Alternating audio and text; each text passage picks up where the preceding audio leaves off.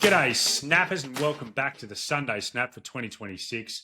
For those tuning in for the first time, this is the podcast where we give our snap reactions to the NRL SuperCoach round that was.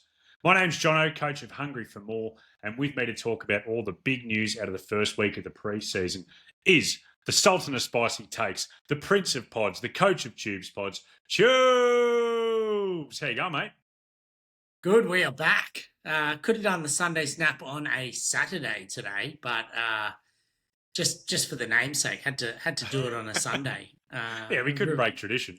Reviewing the rounds. Oh, I'm excited. It feels a lot less pressure coming onto this pod than the Tuesday pod, but it's been a big week in SuperCoach. Yeah, lots happening, so lots to talk about, which is good. Oh, and I can't wait to hear your opinions on it, Tubes. I'm sure that the snappers out there can't wait either. But yeah, massive week. Before we get into all of that, Tubes, let's do a little bit of housekeeping first. Just a reminder, as if you have heard the previous shows, there is a Ballers Only Discord. To join that, you've got to go to baller, ballr.live/Discord. Follow the prompts to register through the Baller website and then join the Discord. Tubes, it's just pumping. A lot of people in there having a bit of a yarn about SuperCoach, having a laugh. It's good fun. Oh yeah, it is. Like right now, the hot topic is the Ryan Couchman, Toby Couchman nicknames for the year. It's been popping off. I've gone with Grouchy or Rouchy and Grouchy, but I don't know. We need to figure it out. But relevant to this weekend's games to kick off with the Dragons. Yeah, and we will get into the Couchman brothers for sure. They're two of Baller's absolute favourites. But also make sure you get in there and give Baller a follow on all the social channels. You got to search for Baller NRL on X, Facebook, and Instagram, and search for Baller SuperCoach on YouTube and TikTok. And for those people who've downloaded or you're watching along on YouTube, do us a favour, give us a like, subscribe, follow, leave comments, do all that good stuff because it does help push Baller to the right algorithms and help more people find us, help the potty grow. Tubes, we're going to start with what's the biggest topic in all of NRL SuperCoach at the moment. Matt and myself did an emergency podcast, which a few people had a laugh at about the emergency in my personal life for an NRL SuperCoach related change. But it is these stats changes. So, look, what we know is that SuperCoach is no longer going to be scored through Fox Sports. Instead, they're going through a platform called Stats Perform, who do the official NRL stats. So, a couple of things that we're certain of. Try assist will now go to the last passer, not the person who has the most impact on the try. Third man tackles in will now be rewarded more freely. But Tubes, there's still a couple of things we don't know, isn't there? What are the people out there still trying to figure out, mate? Look, John, I don't mean to do this to you on the first pod, but I didn't get the emergency pod, and bigger news has dropped today. We're throwing out the rundown. Big Payne Haas. Oh. Signed from the Broncos to the Bunnies starting from 2026. I'm sure you're excited, but the one thing I'm taking from that is Haas came straight into my team, forgetting the stats, forgetting all these changes, which we'll talk about. Madge, he's just going to run him into the ground for 2026, isn't he? Just get every inch out of him he can. Tubes, I couldn't believe when I saw messages coming through about Payne Haas. I'm obviously a Rabbitohs fan. And I thought it was AI. I didn't want to believe. I got excited and Matt put it in the group chat. I said, I just want to confirm this is real. It's not AI because I didn't want to start calling. I FaceTimed my dad. I rang him. It's the NRL version of like the Luka going to the Lakers trade. Like, as in, it feels like it. It didn't feel believable. Like, as in, it's like, what? Like, I mean, there's obviously the Bennett connection and everything that goes along with that, but it still doesn't feel right. And he signed for 3 years. So, lots to play out there. But I do think it actually, I mean, I'm taking the positive, but it could have an impact on Haas, positive or negative for this year. We'll see what happens. Yeah, I think it's hard to get too many more minutes out of him, but I certainly, if there was any of that doubt, Tubes, I know you were kind of someone who, for a stage, was thinking about laying Payne Haas or laying Haas. And surely that's out the window now. Like you said, he's in the team. They're not going to be reducing minutes at the very least. All right, well, on to the actual question you asked me. The other big change. That's what I thought you were referring to. In NRL SuperCoach this week. I mean, there's been there's been heaps, like as in, but obviously the big ones, the change to stats perform. Look, like everyone, I was pretty shocked when they announced it. I liked your take on it. I do like the positive spin factor. I like the fact that we're going to get the live feeds a little bit better than what we've got. We won't have the big updates and all of those things. So good. I mean, I just don't know why we're 3 weeks out from the season and we still feel unknown. Like it's taken away a little bit from my experience in the sense that people are submitting teams, they're looking for guidance, they're doing all these different things. I haven't opened the SuperCoach app since this change dropped, basically, because there's just no point doing your team until we get some clarity. The big one right now is the hit ups and the all runs situation and not having clarity on that. Yeah, Tubes. The thing with the runs is it's just so confusing because there's this whole runs versus hit ups, and it might sound like nothing, but the scoring potential impact on this is massive because if it is to go down, and to be fair, like it's written in the SuperCoach point scoring system now as all runs and runs over 8. So it seems likely that if they go with what NRL and Stats Perform in Canada's runs in previous years, is that every time a player takes the ball, takes a couple of steps forward, as long as they move forward off the mark and pass, that will count as a run. So all your ball dominant guys, your halves, your Nathan Clearys and Nico Hines, Izzy Katoas, your ball playing fullbacks, your locks like Isaiah Yeo, Cam Murray, they're just going to be massively rewarded with a whole bunch of extra runs. And I'm just not sure. Like that's the thing we still don't have clarity on. A couple of things I find interesting is SuperCoach put out an article clarifying things, and the runs hit ups thing didn't come up at all. I found that a bit strange.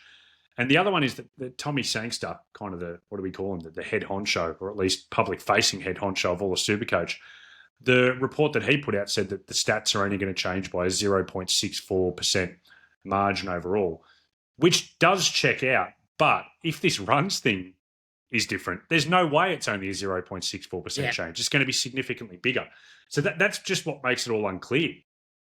Yeah, and look, I think for right now, all we can do with what's in front of us, and we're just looking at reviewing players and figuring out teams. But you've got to write down all the players you're interested in. But there's just no point making a 20, 5-man squad at the moment because it could be completely flipped on its head. Like, I mean, it already has been flipped on its head, but now it could flip again. Like, as in right now, I've got a centre wing in my flex position with Kaoliro.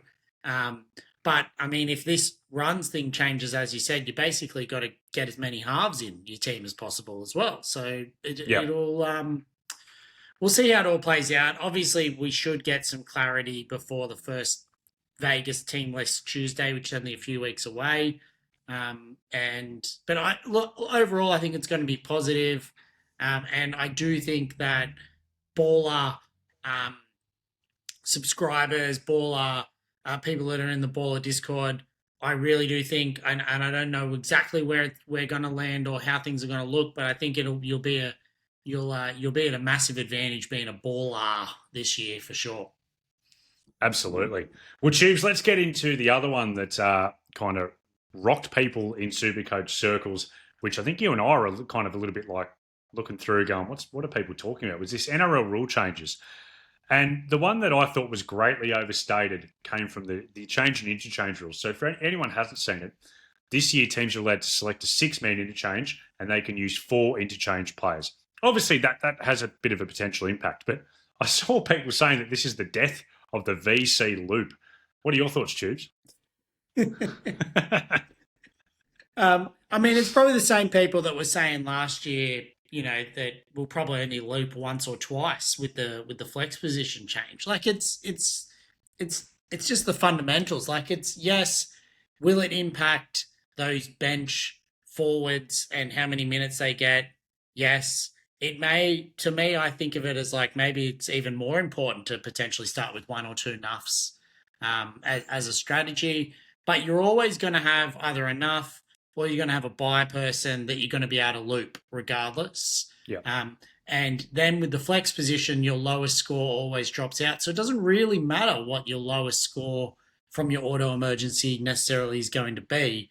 So it's just not going to impact it that much. I think where it does change is just the strategy on the players that you're wanting to potentially have. Like, and what do I mean by that? So we're about to talk about the Dragons game. Let's say you were thinking about, oh, let's get enough half like this young Dragons half.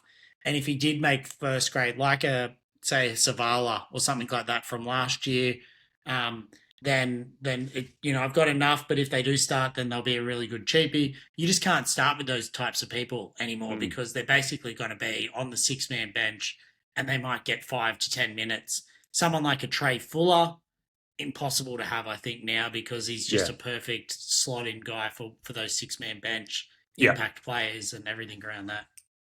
Yeah, so that means you're going to be mindful of the kind of players you have on your change. It means you're going to be mindful of who you put the VC loop on. Like, you're not going to VC loop a guy who's named on a 6-man bench, basically. And that's, to me, all that really changes. I think the rest of it's been greatly exaggerated, I would say. It will be funny. It'll get someone. Like, didn't it get Danny Boy a few years ago? He captained someone and then they got late change put in as 18th man.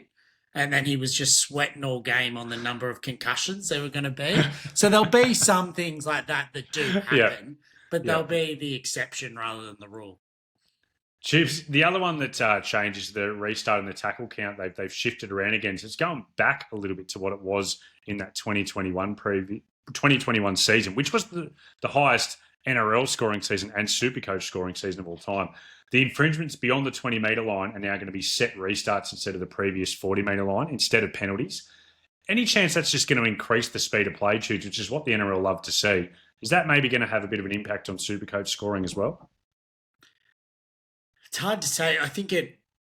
You'd think it does because it effectively means that they're just keeping the ball in play for more. Like they're not kicking it out, which was the whole thing when they first brought it in, that's what sped it up so much.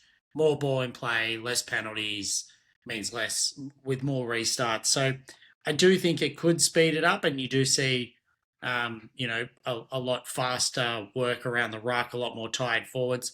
But it's hard to know. Like you sort of, until we get some analytics on it, like you jump in at, you jump in at shadows and guessing what it's going to be. And there's so many other changes this year that we're going to have to factor in. That's right down there on the run. Just like in a year where, say this happened last year, you might start thinking, more important fullbacks like Turbo and et cetera, and you're looking for those little edges. But this year, the edges are just going to come in. What's the difference between the NRL stats numbers and what the SuperCoach stats numbers are? Like, that's really going to be the most important thing of the first 2 weeks of the year for sure.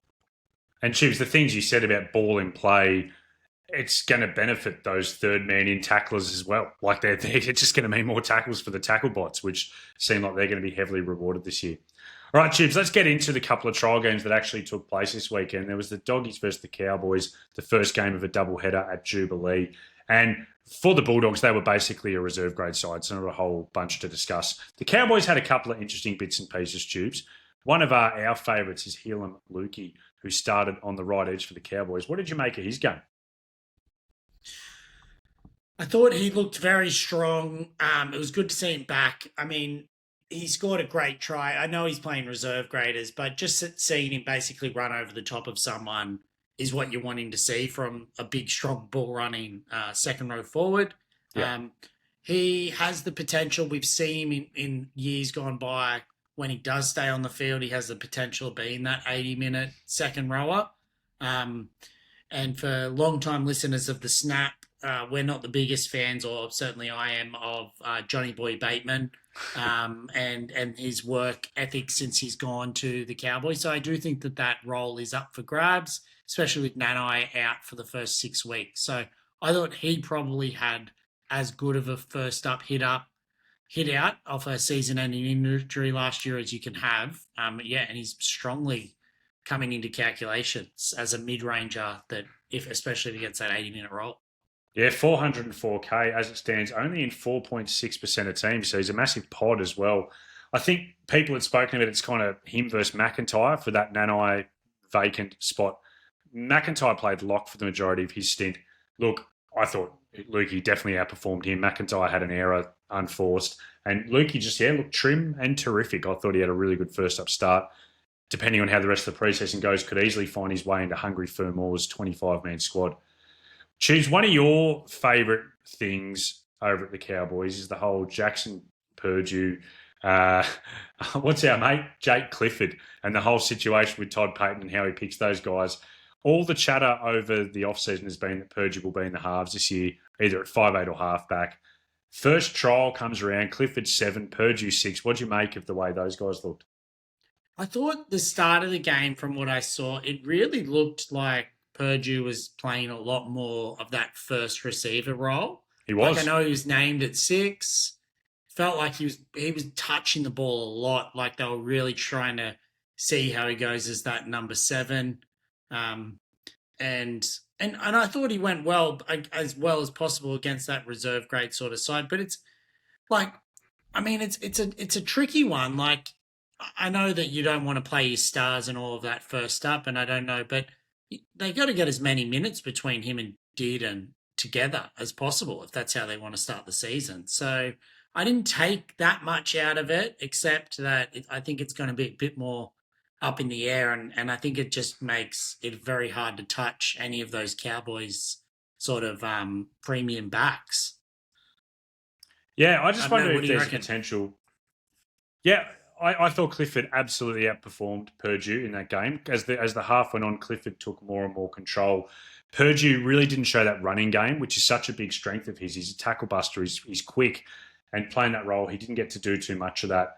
I'm a little bit worried for Tom Chestertubes. There's a chance that if that trial kind of form continues on, Clifford gets the number 7 spot, and that throws a bit of a spanner with Purdue pushing back out to the centres, and all these plans around Tommy Chester as a locked in cheapy centre wing, or some people under this new potential stats changes having him as a fullback too.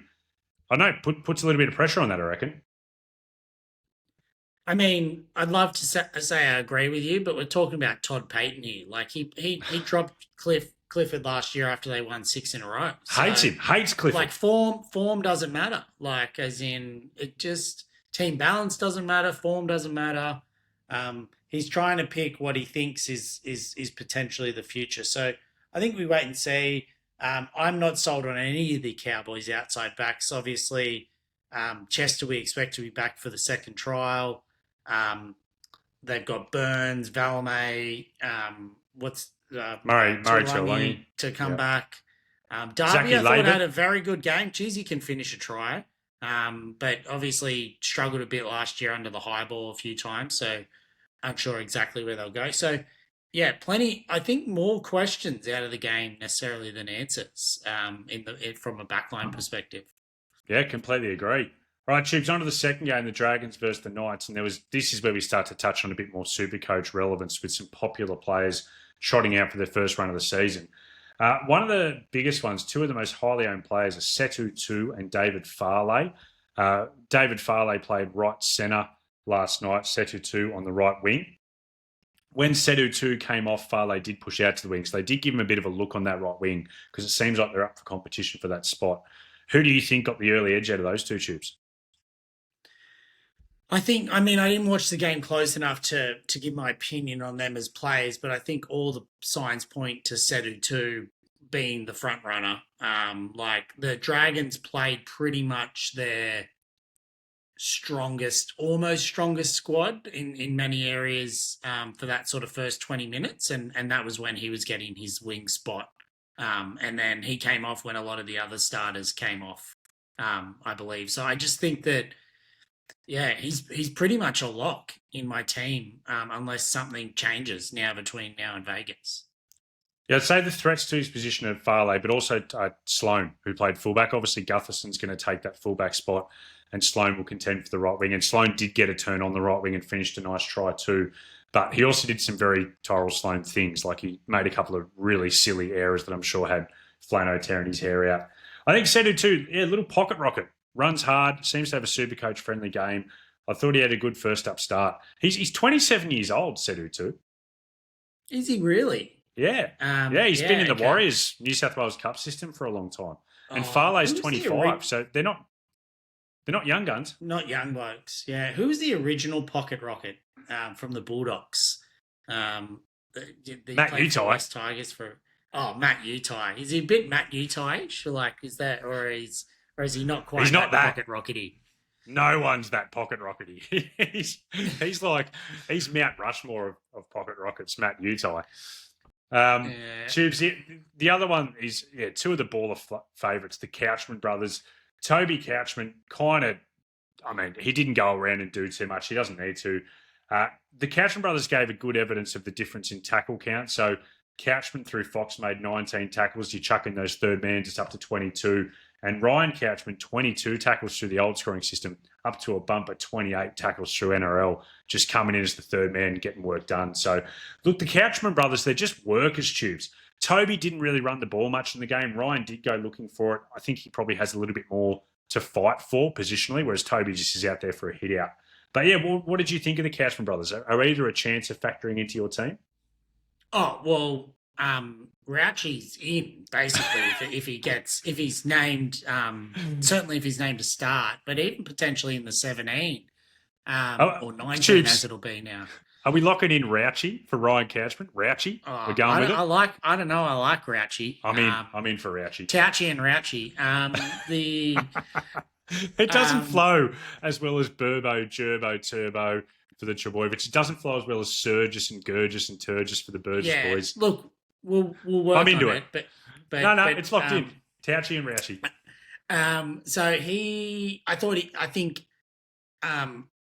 I think no matter what, I'm going to start with him. I don't trust the fact, bit of confirmation in the Discord earlier, and I think you said, Flanagan said, Egan not back till round 10. Yep. Maybe at best he's back round 8, I think was a bit of chatter. So you got 8 weeks there of this starting back row. I do not trust that Luciano Leilua is holding down one of those edge spots, certainly in an 80-minute form. And I just think that Ryan Couchman, if he's fully fit, could easily end up being an 80-minute edge player, or he could be a 30 to 40-minute edge player, and then, and he's proven that he can do 10, 15 minutes through the middle as well. So I think I've seen enough to want to start with him at a basement 235K. Gonna need to see more for Toby as to what that looks like for his role from that perspective. I currently have both Couchmans in my SuperCoach squad, Tubes. Ryan, I moved in after Rauchi, I moved in after the trial. And I agree with you. I think even if he's named off the bench in round 1, I'm still going to strongly consider it. We know how much Flano, and Danny Boy pointed this out, Flano loves that combo guy who can play a bit of edge, play a bit of middle. And he's just a worker. I think if he can get 35 to 40 minutes, it might be a slow burn, but he's going to go a point per minute, Rauchi, if he's in there. So I'm into it, Tubes. And if he starts, yeah, just lock him in and take him to the bank. Well, you're judging based on, and I'm no Gerringong Jr. Follower, but I did get some Matt's mail earlier last year before Rauchi got injured in round 1, was that he was told that the people that matter at the Dragons actually rated Ryan above Toby, like as a prospect. So, don't even need to hear that. You just need to hear that they're on equal footing, and he basically should be straight in your team if he's thought that highly of. Yeah, I like it. Well, let's get on to the Knights then, Tubes. The big disappointment was that Jermaine McEwen, who I had as a most intriguing player in our Tuesday pod, didn't take the field. No injury concerns, was just a late pull-out. Decided not to play him, so we can't comment on how he went, unfortunately. The biggest talking point during the game was this halves thing. It's Fletcher Sharp v. Sandon Smith to see who's going to partner Dylan Brown. Huge SuperCoach implications, because if Sandon Smith gets the job, Kalen Ponga likely won't goal kick. If Fletcher Sharp gets the job, Dylan Brown may not get that dual positioning and will be halfback only. So there's a lot at stake for SuperCoaches. Who did you think kind of Tubes? Anyone slight edge first game of the year? There's not a slight edge. Like, all that Fletcher Sharp showed is that he's far and away the option that they have to take. He's one of the best, NRL players. Probably not one of the best, but he's in the conversation for sort of top 30 NRL players with the way that he played last year. And I think that basically within 15 minutes, he just was like, oh yeah, that's right, Fletcher's like an absolute gun. How could you ever consider not having him in your team to start the year? Like, just follows up, backs up offloads. He nearly just ran over the top of someone. I'm sure Sandon can play a role, but it's chalk and cheese, like in terms of football ability, in my opinion, between the two. And you want to get your best team, on the field. I completely agree with you that Fletcher Sharp is a considerably more talented and better NRL player than Sandon Smith. I don't think it's that clear cut for who's going to get the halves role. I still think there's got to be concerns over the not the goal kicking, the general play kicking in a team where it's Fletcher Sharp and Dylan Brown. Neither are noted players with the boot. Sandon Smith does have a decent little kicking game. The other thing, Tubes, I don't know if it's a sign of anything, but Dylan Brown is a left edge player, or has been his whole career. In the trial last night, Fletcher Sharp played on the left, Sandon Smith played on the right. That did swap late. They did give Sandon a go on the left in the second half after Fletcher Sharp came off the field. Sandon got about 5 minutes on that edge. But I don't know, is that an overread into it, the fact that they started their edges that way? Probably is overread. Look, I'm sure the listeners appreciate how deep you've gone on that research there, thinking through that. I just means nothing. It's I mean, what did Dylan Brown play on the left for the Kiwis this year as well? Like, did you get into his international yet? Yeah. Look, I think similar. Like, Dillbags is an unbelievable player. He'll make it work. You talk about kicking game. Obviously, KP has a fantastic kicking game as well that they work into it. I think they can make it work. Yeah, I know. I think if I was the coach, I'd do what you're saying, Tubes. I'm just saying I don't think it's as clear cut. NRL coaches do sometimes like a little general to steer the ship. So we'll see how it pans out. Yeah, and obviously, if that's the case, it will have massive implications in terms of, as you said, what happens with Dylan Brown, 5'8", who's goal kicking, Sandon versus Ponga, all of those different things. But I'll tell you what, just watching that game, and obviously I won't have it round one, but it just makes me want Fletcher Sharp in my SuperCoach side again, just to be able to cheer for. Yeah, he's just such a good player. He's going to be an absolute star. All right, the other main relevant one is Trey Mooney, who's currently in 31% of all SuperCoach teams. Second row, front row forward dual, 442k. He's a big, strong man, Trey Mooney, and he didn't have many runs, but the ones he did have were super impressive. Yeah, I mean, I think he just did what he did what you expect. I've just read your notes. Slowest play the ball of any starting forward. Oh, no, so I put that as a discussion point because I wanted to bring up a couple of weeks ago on the pod, we were speculating, Matt, myself, and Danny Boy, about why didn't Trey Mooney get much run. And then we had a little bit of feedback coming from a listener. G'day, Albie, who'll be listening. He talked about how the inside scoop from the Raiders was that it was a play the ball speed thing, and that even in New South Wales Cup, Trey Mooney had an incredibly slow play the ball. Ricky wanted a fast forward pack. And it was just interesting. I was looking through NRL.com, which I've never really been on for stats before. They have an average play the ball speed stat. And it's just funny that when I saw it in there, Trey Mooney did have the slowest play the ball speed of any forward on the field. I was like, maybe the mail was correct. What? So they've got that stat for the trials as well? Yeah. They're not tracking minutes. They're not tracking the minutes, but they are tracking the play the ball speed of all the players. Is this what the listeners can come to expect this year? Like, have you really upped your game now that you're hosting the Tuesday pod? Like, you're going into looking at people's play the ball speeds on NRL.com to do a review for the round. I didn't go looking for it. I went looking for the tackles differences. I was interested to see how big the margins were, and I think it was for Trey Mooney Tubes 3 tackles different between Fox and NRL. But yeah, it just piqued my interest. Now, look, I think. Look, I was about to call him a must-have. I can't call anyone a must-have until we know about these rule changes. But yep. I think, in my opinion, barring what things are going to look like, I think he's as close to a must-have in that front row forward for a real cheaper mid-ranger option for your front row forward too. Tubes, the last one I just want to give you an opportunity to talk about is Greg the Leg Marju. I know you don't like that nickname, Greg the Leg, but Greg the Leg Marju. I just know that you're looking at him as a bit of a pod. He was in my team up until all these changes. I really like the option of him, 611K, a little bit more expensive than what he started last year, but we know how good he can be. Again, though, I'm not paying 611K for a winger. Now I'm probably going to be looking at more centres in that centre wing spot for that undervalued True. percentage. And so he's come out of my side and probably won't be making his way back in. It's a really good point.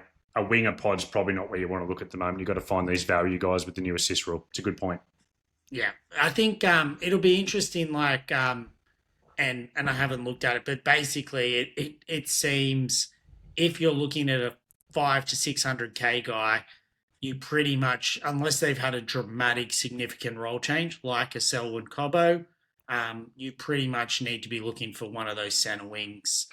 For one of those centres in the centre wings because they're just going to get that big upside. And I know there was the Telegraph or Code or wherever you read it, SuperCoach article that said that it balances out that they lose. What was it? They lose tackle busts or tackle breaks, and they're going to lose a few try assist and line break assists. But if you lose a try, you gain a try assist and a line break assist.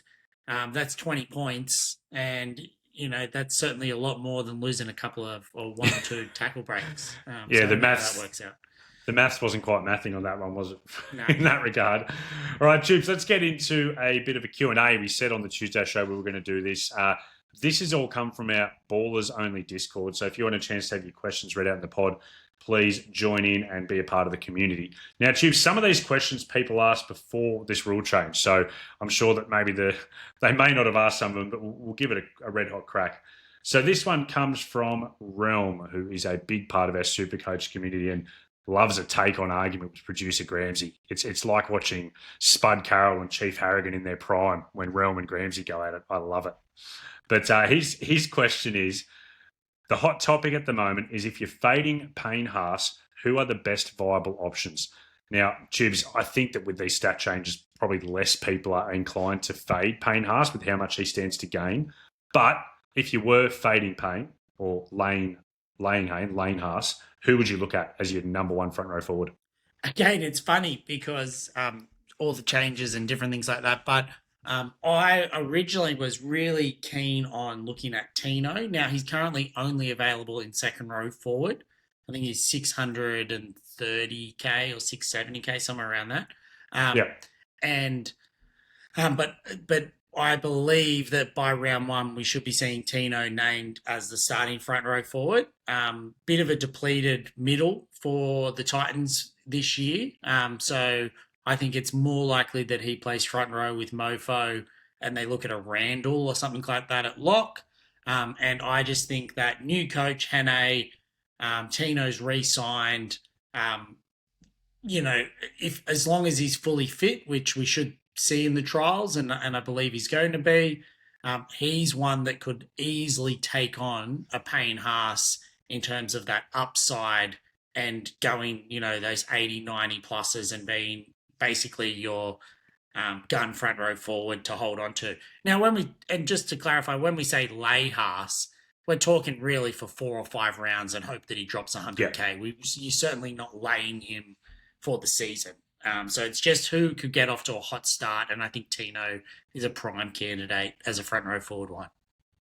Yeah, I think Tino's the only one. I think we're both in agreement. You're probably not going to lay Payne Haas. I don't know about he could easily take on Payne Haas. I don't think it's just a case of with the difference in 200K, could he get close enough that you could use that money elsewhere? Possibly. Second question comes through from Al Mack. His question is, Cheese a possible hooker number one if named? Bit of a risk for the Bunnies playing the last game they're in round one, but it could come off big. Are you any interest in taking Cheese as your number one hooker, Tubes? Well, not again. I'll assume Almax asked that pre these changes. You're basically loading up at hooker now with the tackles. So you pretty much in someone like a Reed Marnie, who I wasn't looking at before. I'm potentially looking at now spending 600K on Grant and 400 to 500K on another 80-minute tackle-a-thon type hooker as a potential option. Interesting. I hadn't even thought about that. Yeah, I think Harry Grant's probably the biggest must-have in all of SuperCoach now at that price with what he scored in the past plus these changes. I think he was one of the guys who uh, benefited the most from this rule change. Chief, next question's from Magpies Forever 007. It is long-winded. He admits that himself in the question. I'm going to try and reduce it. If he's contemplating going two-gun halfbacks and two-gun fullbacks with Kinney, which position would you sacrifice, second row forward or centre wing? So, again, we've spoken about with this rule change, depending on this run sync, fullback may be one of the positions that are copping it the most with the rule changes. Put that aside, Tubes. Would you rather go heavy in second row forward or centre wing? I think it lends itself with David Fafita being cheapish from a second row forward point of view. My stance on it at the moment, and again, putting aside exactly the rule changes and how it fits, I'm looking at Yo, Fafita, and then one other maybe mid, depending where it falls, mid to higher owned second row forward. And then other than that, I'm getting all 200K players and maybe even enough in there as well. So I'd probably much rather go a more cheaper there than I do in the centre wing. But in saying that, I think, we talked about Sedu too and others. Like if the centre wings cheapies fall that way, particularly at centre, then obviously you'll start with whoever's the starting centre or winger in the centre wing for this year as well. Yeah, I think I'm with you. Next question comes in from Cracker, who is a baller contributor, going to be on the pod this year as well. And also, congratulations, Cracker, on the birth of his daughter during the week, his first kid. Well done, Cracker. Given that they are almost an identical price but such different SuperCoach players, who is better to start with? Angus the Gus Bus Crichton or Isaiah Yo? Without sounding like a broken record, this was a great debate, and I liked the idea of having both previously in my team. I think it's with the tackle changes alone that we know that we're going from the Fox Sports tackles to the NRL tackles, as well as the fact that I think the changes with the bench rotation that we talked about, so going from having a 4-man bench to a 6-man bench, in my opinion, we're likely going to see people like Yo potentially be a beneficiary of that from a minutes point of view. So what I mean by that is, let's say Panthers are down, but there's an injury in the centres. So the Panthers then bring on one of their 6 bench players that their backup sort of centre wing or their backup backline player to come on. That will mean that a forward now won't go on that was potentially scheduled originally, and someone like Yo ends up playing 80 minutes because they know that he can and he can be relied upon. So I think that plus the NRL, I think Yo is an absolute must-have, and he's a lock, and he'll probably outperform Gus Bus to start the season.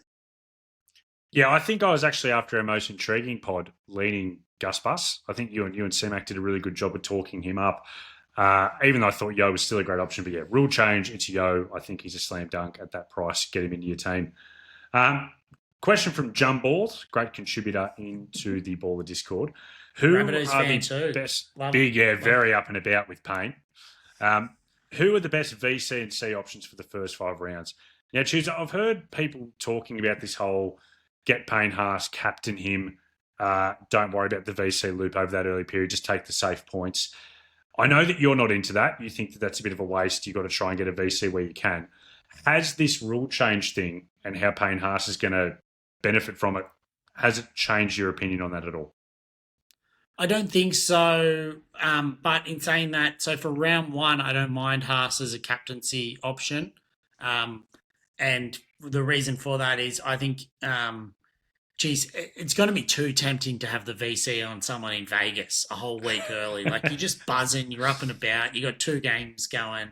If you own a KP, if you own a Val Holmes, if you own a Kiraz, if you own a Drinkwater, how are you not putting the VC on one of them? You are. To start the year. So you just are. So you cop that, you mentally prepare for it. And so given that, I think that Haas could easily then be a lock for captain for round 1.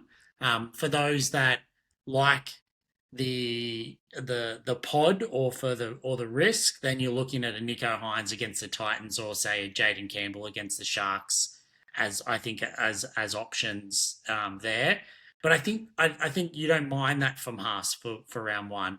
I think it's from round one onwards where people are saying, "Oh, lock Haas in for the first 5 weeks," that I just think is ridiculous. Yeah. He has Thursday night games. He has Friday night games where there's no viable VC option beforehand.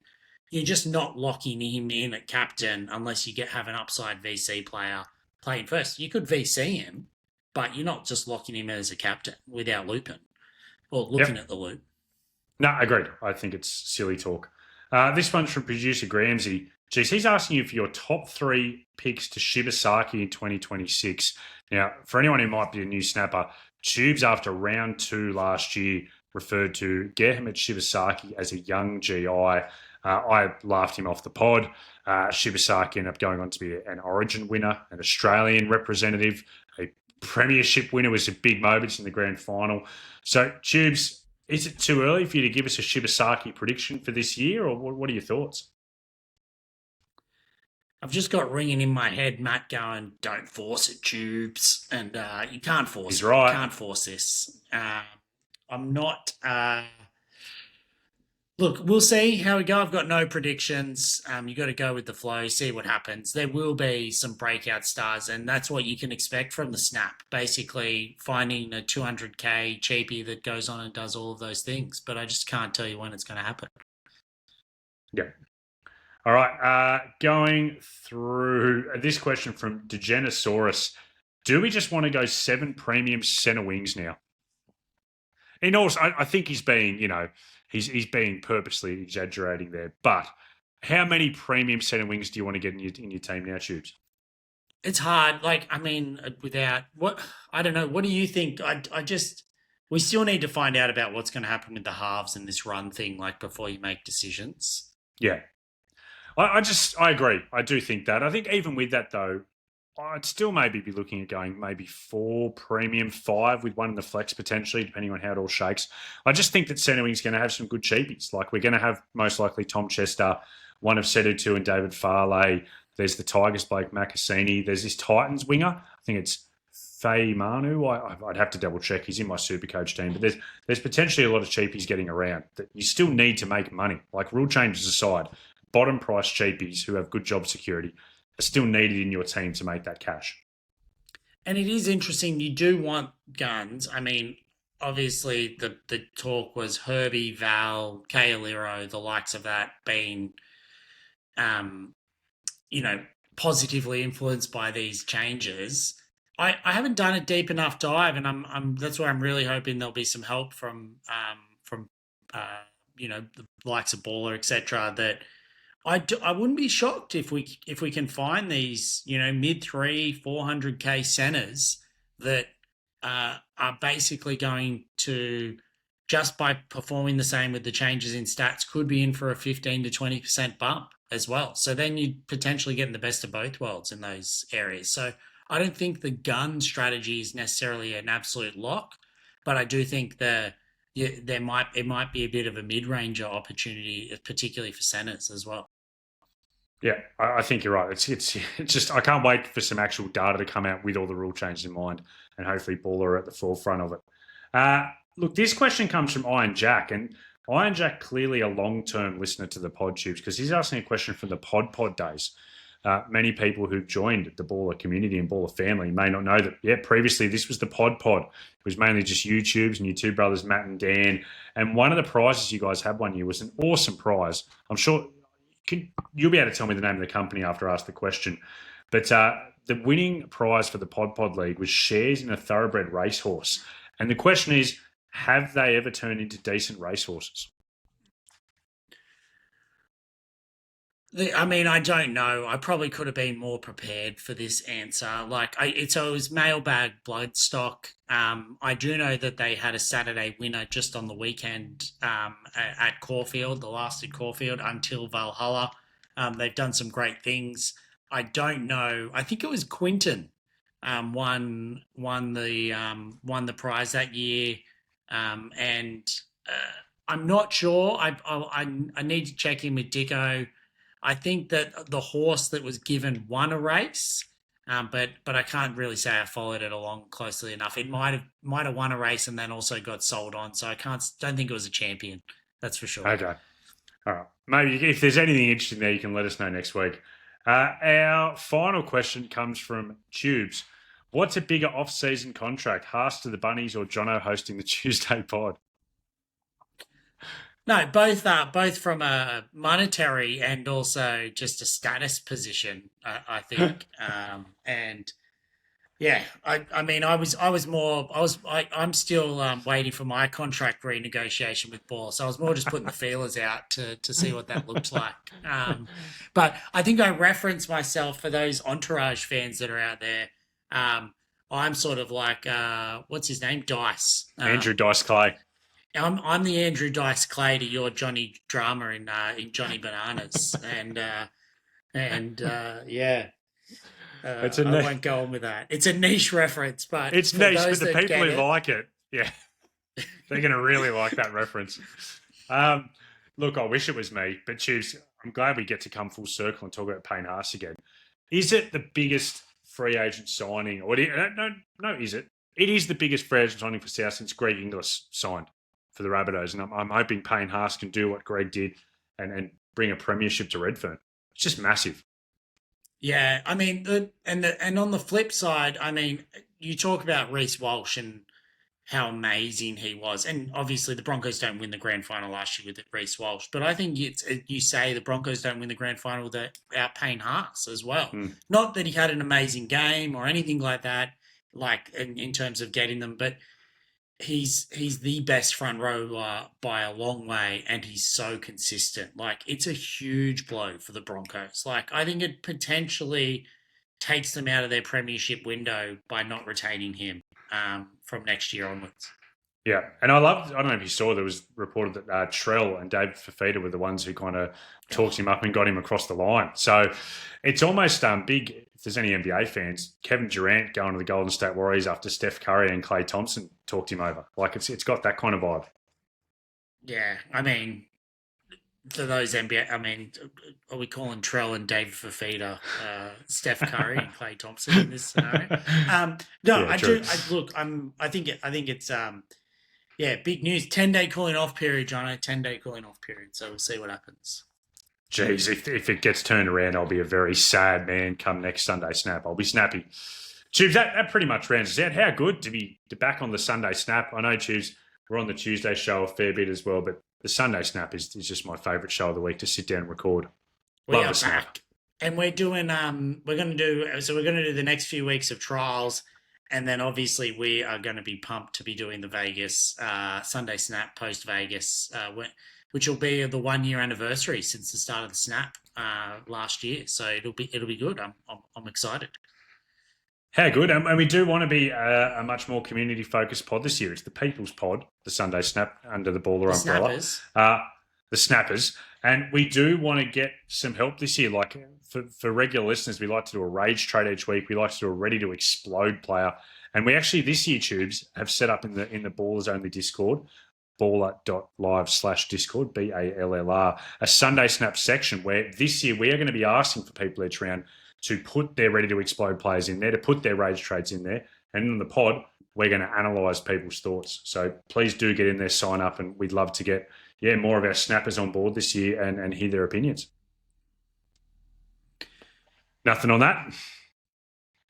Nah, I was just going to finish us off with a you beauty. Can I shelve that you beauty? Because the pod wasn't over yet, Tubes. You can give us a done. It timed too well. Sorry, mate. Damn it. I do just want to give people a reminder that we are back on Tuesday this week, Tubes, for the premium special. Hopefully by then we know exactly what's going on with this point scoring. We don't have to talk around it. And it's actually going to be you and Danny Boy on board on Tuesday, helping us talk through the premium top price SuperCoach players and who to have in your team. Another reminder, as always, get on the socials, get onto Discord, get onto ballr.live, and give us a follow. Tubes, now it's hard because you gave a really good one before. Can you bring us home again with as much gusto as you did with that You Beauty? Yeah, I'm annoyed it could end up on the cutting room floor. You Beauty!